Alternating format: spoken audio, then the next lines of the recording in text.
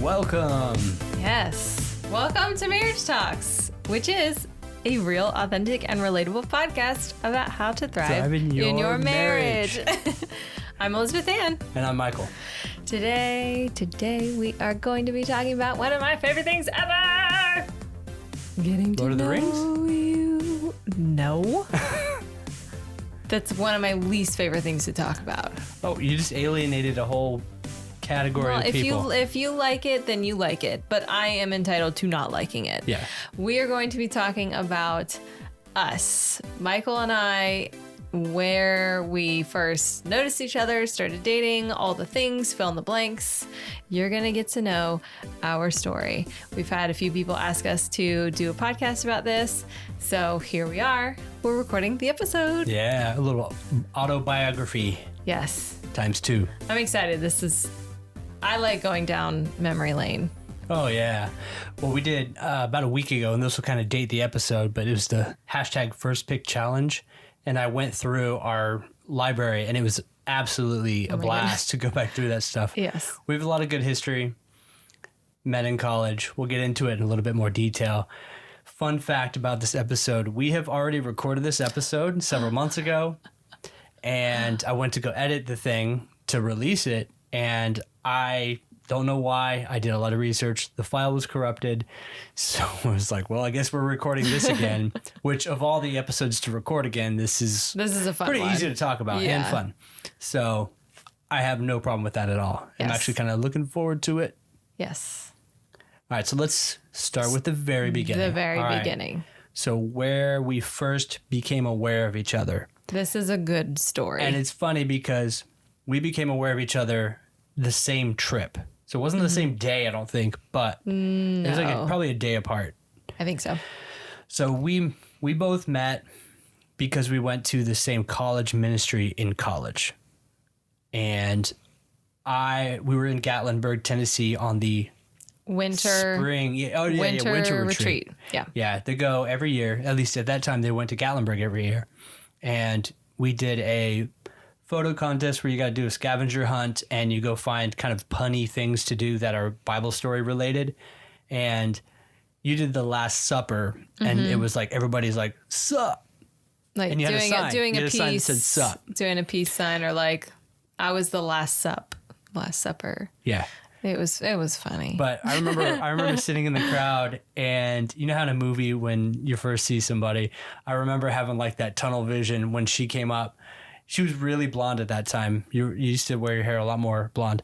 And I was just like, I imagine in my hand I had a cup of something. And I went, dropped it instantly. Like, who is that? I don't think I had actually anything in my hand, but No.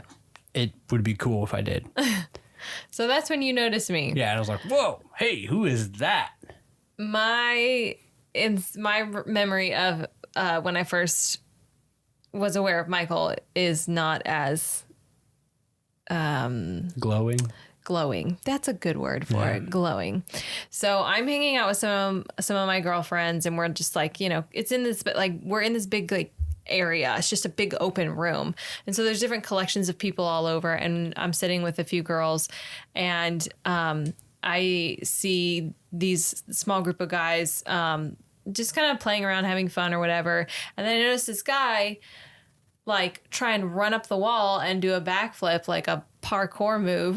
Parkour. And instead of actually successfully running up the wall and doing a backflip, he just puts a hole in the wall. And I was like, who's that dingling over there putting holes in the wall? I can't help it if I have powerful legs. You do have powerful legs, but did you really think that you were going to be able to do a backflip? I should have searched for a stud before I did that. So he puts a hole in the wall. Now, mind you, yes, it's his fault that he put the hole in the wall, but the walls were like paper thin. So he just takes this like long vertical sign that's mobile and just like moves it in front of it. Yeah. Well, also, every time you tell that story, I think about how dishonest that was. Like, oh, that's embarrassing. Well, yes, that's It's like break something and then hide it. But I was seriously like, who is that guy? Like, we had total opposite reactions to each other, like noticing each other. It's hilarious. I saw my future flash before my eyes, and she saw some forgettable idiot. I wish it was different, but hey, it worked out anyway. It did. Here we are. I actually don't wish it was different at all. 13 years later. Yeah. Okay. All right. So then I got redemption later in that year. You did. Fast forward. That's like January, February-ish. And then you were actually dating a guy at that time, so you were off the market or just recently but not broke looking. up. I was definitely not looking. Yeah. So she was off the market anyways. My parkour, even successful, wouldn't have worked or wouldn't have had a purpose. No. So it's okay. So then flash forward to summer. Yes. So summer in Athens, I'm sure is like summer in a lot of colleges where it's just, there's not as many people there. The semester's let out. There's a few people straggling behind and everybody hangs out with each other because there's like 10% as many people. So we had a mutual friend who had a summer birthday and I'm skipping ahead. You are skipping ahead. I am skipping ahead. We went over the timeline before this too. Jump back a month. All right. So the Braves is a huge part of UGA students' summers. And we like the Braves. And I was able to finagle my way into a trip to Turner Field with you and a bunch of other. It was just all girls, I remember. So I was so hoping. By this time, I was like head over heels, totally wanting to date you. And when I was able to finally like get a yes from you that you're going, I was like, yes, I'm going to play all my cards. I'm going to woo her. This is going to be awesome. So we went to Turner Field, which is like an hour or so. Yes. And it was a great night. I can't remember if they won or lost, but I do remember that you had given up a swing night to be there. I did. Elizabeth's big into dance, if you didn't know that about her. Very accomplished dancer. Studied it in school. So for her to skip dance night and be at a thing like that was huge.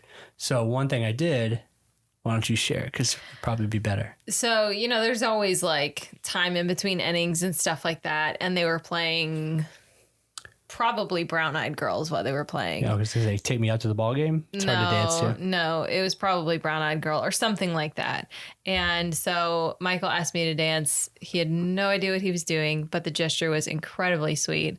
And so, baseball stadiums, you have like less than a foot to stand up. And so we're literally just like swaying back and forth. And it was really sweet. And that was actually our first picture together, which is kind of crazy. It's very, very appropriate. But yes, so that's what you did. And I thought that was very sweet. But I was still like, I'm in college. I don't want to date anybody. that's not what I want right now. I just want to have fun, go out with people, like do friend things, just hang out in groups of people and just have a good time. I was not looking to get serious at all. So it was very meaningful. I think that moment was very meaningful for you. Like, yes, I'm making progress. Oh, yeah. And I was like, oh, he's sweet. Okay. Yeah. And I think at this time, it felt like at the very beginning, especially that summer before we actually dated, that we were like a wide chasm apart of like who we were. So pretty serious, into the arts, not looking for anything. And then I was like Mr. Goofball, kicking walls and just kind of having a good time, but like totally pursuing, looking for something. But it felt at the time like I'm making some progress here, but you weren't really in that same zone. No, I was not. So no. Fast forward to the music festival. Yes, about a month later, it was a mutual friend's birthday. And so we're all downtown in Athens at a thing called AthFest. And I find out that Michael has a motorcycle. I don't know how you didn't talk about it before, but I don't like to gloat. You bought that to pick up chicks. And it worked. It worked after almost 2 years of having the thing. But I really like motorcycles.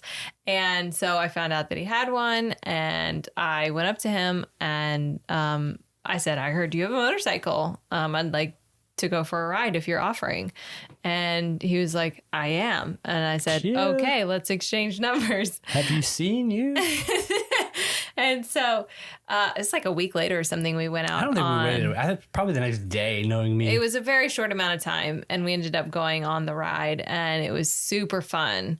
Now I see later as having grown and matured in relationships, how that would appear to you. And then it was like, I was making a move, and in my head at the time, I didn't think that I was. I was like, oh, I just want to ride on a motorcycle.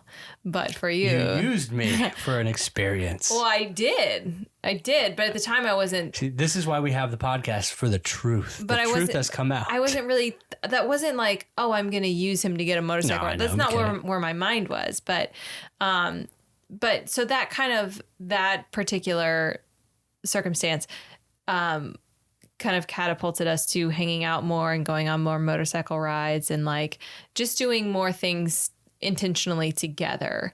Still not dating, because this is like June. I think this is June. Yeah. But there were a lot of other hangouts with our core group of friends at the time.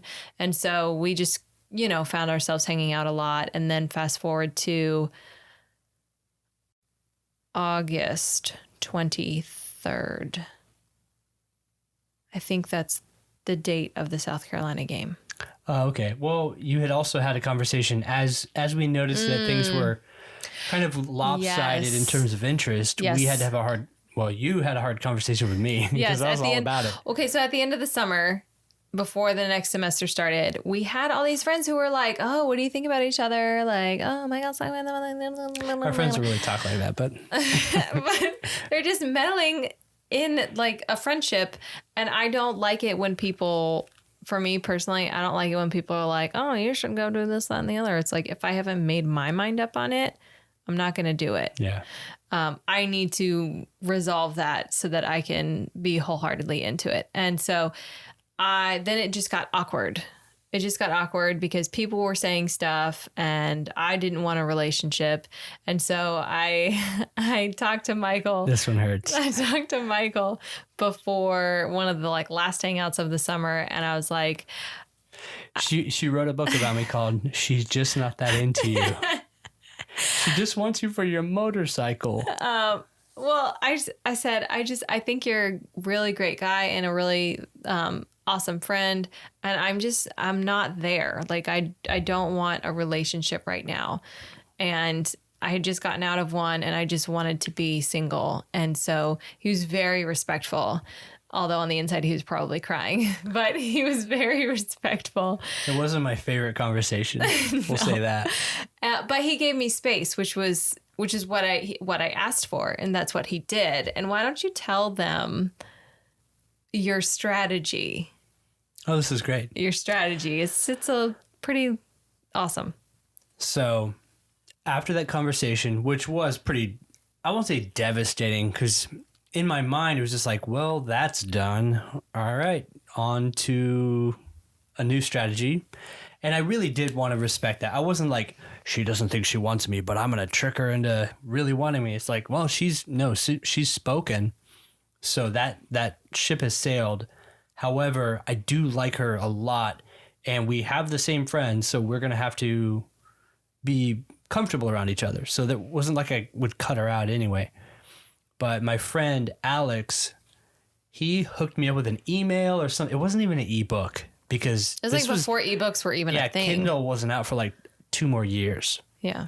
Maybe they were out, but it was just a document, and it was called Dr. Love. He's not kidding. It may have had some subtitle. I don't remember. I just remember Dr. Love. I looked for it. I couldn't find it anywhere on my hard drive anymore, but it was a very badly written yet full of content. Like, there was no formatting at all. It was just a Word document. But it basically had some core tenets that was like, if you are giving her everything she's looking for during that initial like getting to know you stage, if you're like constantly, basically if you're like a helicopter, it stinks. It's not going to work.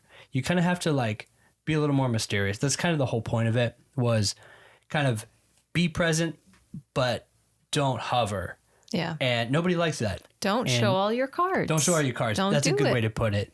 Like, also, one of the things was don't leave a voicemail. So voicemails are these things you used to use when you call back in the day, kids. Yeah, before texting was Let big. me just tell you. But it was like, don't leave her a voicemail, because when you're in that early dating stage, what you do is then you leave the ball in her court. Whereas like you should pursue. It's good to pursue. And I know there's some more different ways of thinking about the early stages, but for us, it worked. Anyways, I read the thing and I started employing all the tactics. I think we can call them tactics. Tactics. Tips, tricks, tactics. Yep. Strategery. And man, it worked. It worked great. It did work because what I found was that like I noticed him basically pulling away and I was like, well, I like hanging out with you, so I'm going to text you or call you like, hey, want to go run or want to go to Jittery Joe's, which is the coffee shop where like everything started for us, like relationally. And so, yeah, I noticed that he was being a little more mysterious. And of course, the inquisitive side of me is like, well, hey, wait a minute. Like, let's keep hanging out. And so you're welcome. I think so. Once the fall semester started, it was like the first or second football game. And but it was the South Carolina, Georgia game. And I'm pretty sure it was like August, either 23rd, 26th, or 29th. It was something like that. We go and he like lines up a parking spot for me because I didn't live on campus, and we met somewhere and he was such a gentleman the entire time. And I remember I left the party we were at the Prince Avenue like Main Street thing to come get you at the top of the hill. We walked back. Yes, you did. I remember because I saw a Ford GT back when they were brand new, and that stuck with me forever. Yes, you did, which I really appreciated because I felt cared for. I felt like you were being super intentional about me, and so just the whole day he left a really good impression on me, and that was the day when I was like, okay, boy, smooth. Mm-hmm. I think I like what I see. And they started calling me Dr. Love. Well, yeah, later. But so what was cool was, and this is a tip for all you guys who especially are in that dating stage listening to this. But I mean, if first of all, I'm glad you said something when you did. It hurt at the time, but it's good to know that stuff. Like, hey, I'm really not looking for this right now. I enjoy you as a person. Because that was genuine. A lot of times that gets kind of thrown around like, oh, I'm not really looking for dating. And then they're dating in a week. Somebody else. I feel like the Lord's taking me in a different direction. Yeah, just be honest when you have that kind of conversation. But because I did actually like give you the space, it actually worked great in both of our favor because you got what you needed at that time. And through that, I eventually got to date you. So it's cool. Yes.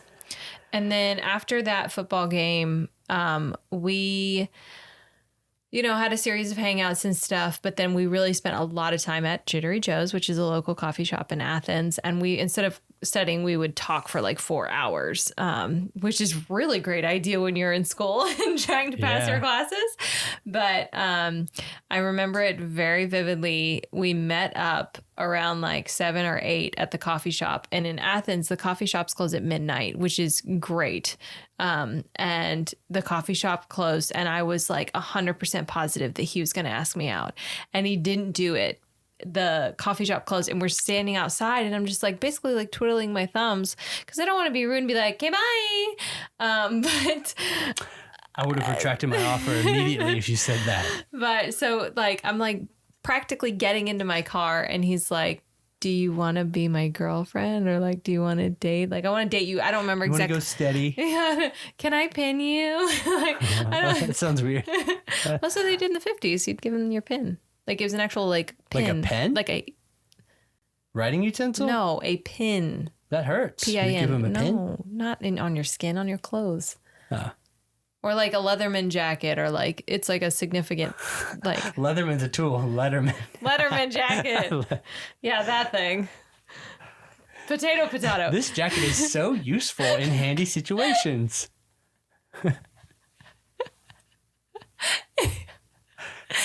Moving on. Yeah. So you finally 20 minutes we're just to me asking you out. This is crazy. The point is you finally asked me out. So yeah, it took about as long as this part did. So he asks me out and we date. I had to talk to your dad first. Well, you did. At the time I was like, what? Yes. I don't really want to do that. Yes. I said you have to ask my dad permission, Yeah. which is a great way to weed out the losers, ladies. Yes. And I'm not even saying this from like age 33 looking back 13 years, but honest to goodness, I remember walking out of talking to Elizabeth's dad and I was like, that was awesome. Because it was respectful conversation, but it was basically like you would expect, like, she's precious, don't be dumb. You know, protect her. Don't be a real douche. That guy's a real douche.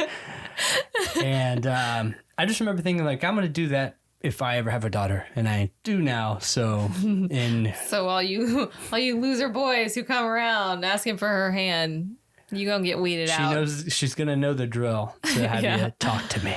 So yes, we date, and it's a great dating experience. I mean, I've had a few, and that I say that I haven't dated like 10 guys, but I've had good ones and I've had bad ones. So I know what a good one looks like, and I feel like our dating experience was amazing. Yeah, I feel like we did a lot of amazing things, road trips, concerts, a lot of great concerts. Well, we met at a cool time because we were young and like kind of unattached to other commitments and stuff. I mean, besides job and school, which is huge. But when I look back on those first 2 years, which was the college part, I felt like we had a lot of freedom to do a lot of stuff. Looking back, at least. Well, it's kind of like a cool safety net to be in to date. You know, like you're not dating when you're like in your career and all that kind of stuff, and you're like adulting officially, because when you're in college, you're not adulting.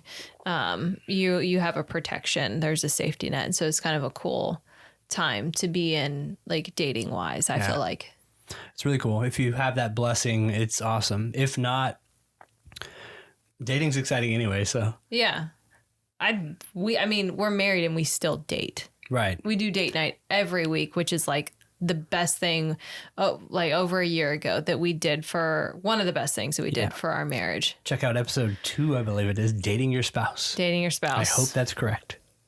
I'm pretty sure it is. Yeah. We've got a few episodes on dating, and there's always more to come because it's an important topic. But it was such a fun dating experience. I mean, like, I feel like we grew more serious about our relationship appropriately. Ooh, one interesting fact is we were both very serious about preserving the I love you statement. Oh, yep. Which is probably an episode in itself, but for sure that will be an episode. We had an early discussion. This must have been first few weeks, maybe right away. But it's like, we are not going to say I love you until it's like we love you and we are ready to start thinking about everything together. Yeah. Because I love you isn't just a flowery thing to say. Yeah, it was all thrown around. It's easy to throw it around as all right, love you, bye. And then like we talked about in our early stages, some people can really take that very, very seriously. And if it's just a I love you kind of bye, but somebody really accepts that as I love you, it can be it's a big deal. So we wanted to wait on that, and it took 6 months before we actually said it. Mm-hmm. That's gonna be an episode. I want that to be. Are we saving that story? I want that to be an episode. Sorry, guys. Teaser. Yeah. But gotta give the people what they want, but not too much. Don't show all your cards. Didn't you learn that from Dr. Love? Man, I can't wait to share that. It's a great story. That is a good story. And I feel like that's really important to dig deeper into because I just feel like it's very, very important. All right. So we're going to wrap up this episode by talking about our engagement story, right? Yeah. So we want the episode to kind of span the up to the marriage portion of things. Because the dating and engagement. Yeah. Or like how the engagement actually happened. Yeah. So it's so funny going back through this stuff because everything happened in such a funny way that's very, very us. Oh, I do want to talk about engagement, but I remember the story that I wanted to talk about real quick. So we started dating and then it took 2 weeks for Michael to kiss me. Oh, Lord. It's so so cute because this is so. I'm going to be over here sipping wine. This is so Michael. So we are walking out of his apartment to my car. He's walking me, so I can go home. And we're standing next to my Honda Accord. And the one I still drive to work every day. Hey, it gets you from A to B. Okay. I love it. And like, you can tell, okay, this is like a Hitch moment, it's like, you can tell, like the jingle of the keys kind of thing. It's going to happen. And like he doesn't move. Like, he just stands there and like stares at me. And I think I said, "Are you going to kiss me?" I don't remember you saying that. I didn't say anything. Because I definitely would not kiss you after saying that. I was thinking that. Talk about take control of the moment. That would kill it. Absolutely. You're right. And so I did not say anything, but I'm thinking, is he going to kiss me? Because like, I want him to kiss me. Come on. And so he starts to lean in and he gets like 30% in and he starts to laugh. And I was like, what's so funny? And he's like, I don't know. It hurts to hear it back because it seemed like such a dork. But you're my dork. Ugh. Yay? I don't know. It's a good story. It's very sweet. And so he starts to laugh. It was a good kiss, though. It was a good kiss. So I could sense he needs a little help. And so he's like 30% of the way in, starts to laugh, doesn't know why he's laughing. And then I just go in the rest of the 70%. And I'm like, it's okay. It's nerve-wracking. But yes, I wanted to tell the story because I thought it was really sweet and it was part of our dating. And now everybody knows. I'm so glad the world knows about that one. But we will always remember our first kiss. Yeah. Okay, now, engagement. All right, engagement. So when we had our first anniversary in September of 2008, we both kind of outdid each other. You took me to see John Mayer, who's still my favorite artist, in Atlanta. That was awesome. And I surprised Elizabeth with a Michael Bublé concert. In Greenville, South Carolina. Every single aspect of that entire night was a surprise. He's walking me blindfolded down the street to get in line to go into the arena. Yeah, well, like even going from Athens to Greenville, South Carolina you didn't know where we're going. We went to a Italian restaurant. You didn't know where we're going. Anyways, this is the date years back, but it was a great night. Super, super memorable. And so we kind of connected with Greenville. Yes, I was going to say Greenbrier. It was a high school. It's a very sweet city if you've never been there. Yeah. They have a really beautiful park that we sat at eating ice cream or something like that, just waiting for the concert to open its doors. So long story short, when I was thinking about engagement ideas, I was like, Greenville's great. It's very memorable for us early on, and it's a special place to us. So I'm going to ask her in the park. I was able to make a slideshow. This was 2011, so we had iMovie, had a MacBook, and I put together a slideshow to one of our favorite songs as the background music, and I downloaded it to my iPhone, my first iPhone that I had just gotten pretty recently, and brought my headphones. We went to the park again, and everybody knew about it. Everybody knew. But before you did that, this was he proposed on February 14th and 12th. Yeah. And then a few days before that, or the day before that or something, a few days before that, I get this email with this video and I watched. Wait, let me tell it from my end because it makes more sense. So I'm making this video. It's a slideshow video with the music, but it's done on iMovie. And I was working on it and I finished it. And I was kind of texting with my buddy Noah. And I was like, hey, I was texting. I was like, all right, I'm going to send it to you. Tell me what you think about it. And because I had just spent like 3 hours looking at Elizabeth, my fingers typed her email. So she calls me. I'm like waiting for Noah to get back to me. And she calls me, it's sobbing. I was like, what's going on? She's like, that was so beautiful. I can't believe it. I was like, what are you talking about? Oh, he's like, crap. I got to go. Bye. So I screwed up so bad. And the only saving grace is that it was just purely a slideshow. And it was very beautiful and sweet. but I did not end it with a slide. Will you marry me? Yeah. So because it was mid-February, I said, crap, I am so mad at myself. You were not supposed to see that. That is a Valentine's present to you. And I'm so mad. I think at the time I was like, oh, okay. It's okay. I think at the time I had One Republic on the background. I changed it to Owl City. You did. But I was like, oh man, I really blew it.